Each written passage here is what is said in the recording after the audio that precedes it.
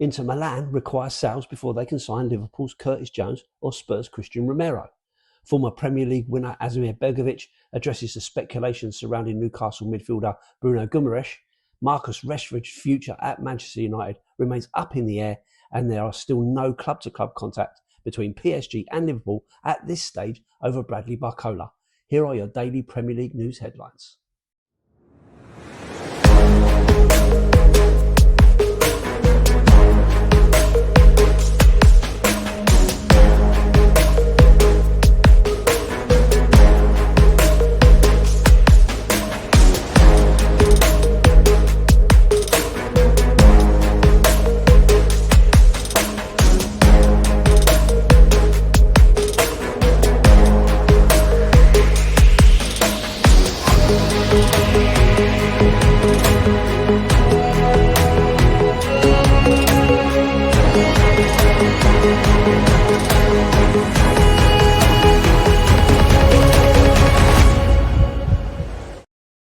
Hi everyone, hope you're well. Welcome back to the channel to another edition of the daily Premier League news headlines, where I'll be going through all the latest news, rumours and reports.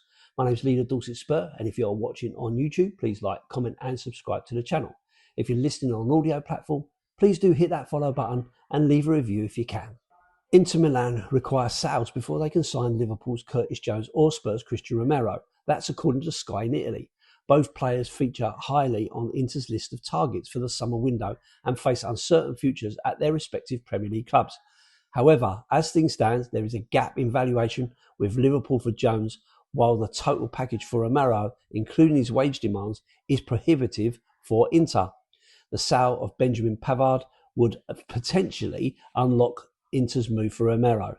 For Jones, it's Christian Aslani and David Fratesi that are likely to have to move on. Former Premier League winner Asmir Begovic addresses the speculation surrounding Newcastle midfielder Bruno Guimarães on Good Morning Transfers on Sky Sports News. I can only see this ending one way, and that's with Bruno Guimarães in Arsenal colours. It's inevitable. Bruno wants to challenge himself. He wants to play at the highest level. He wants to play in the Champions League. So I think that when the Premier League champions come calling, there's only going to be one outcome and one option. I think Bruno Guimarães would be the kind of statement signing for Arsenal in the heart of that midfield to continue to push the team to higher levels.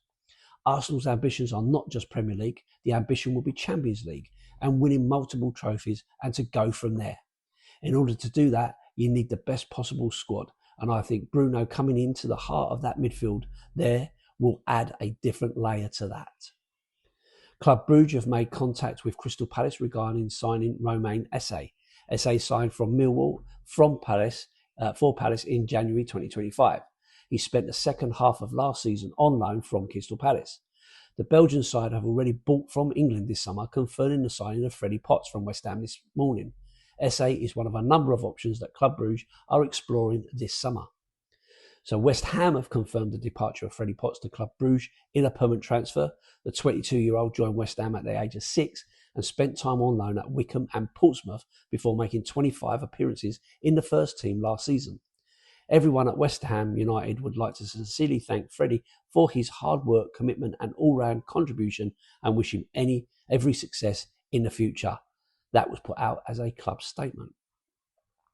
Marcus Rashford's future at Manchester United remains up in the air. He will return to Carrington following the World Cup and a loan at Barcelona, but after the League of Champions opted against activating his £26 million option to buy, he has been left in the wilderness. So what exactly does Michael Carrick do with Rashford? Does he reintegrate his former teammate into the United squad?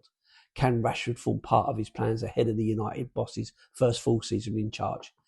In a special United Summer podcast, Sky Sports presenter Joe Tomlinson is joined by Sky Sports News Dan Khan and Sky Sports football journalist William Bitbury to discuss Rashford's future at Old Trafford.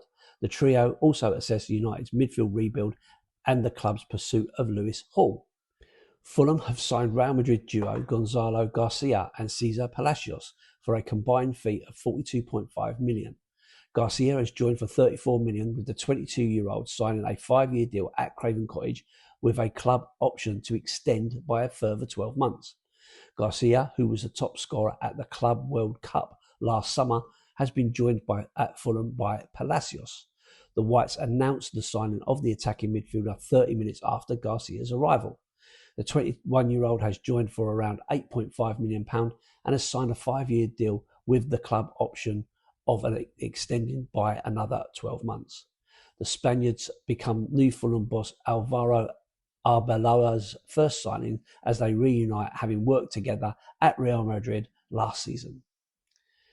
Milanko Mudryk and Danny Welbeck were among the 6 players to join up with Chelsea in Hong Kong for their pre-season tour. Giovanni Quenda, Pedro Neto, Mike Penders and Gabriel Slonina also arrived at Chelsea's camp today. This is the first time Mudryk, free to return to football after his anti-doping proceedings were resolved, has been part of training since December 2024. New Blues signing Welbeck has been meeting with his new teammates for the first time since his move from Brighton was confirmed. Neto is reporting back after a short break following his participation at the World Cup with Portugal. And Sky Sports News' Mark McAdam speaking on the transfer show, there has been no club-to-club contact between PSG and Liverpool at this stage over Bradley Barcola.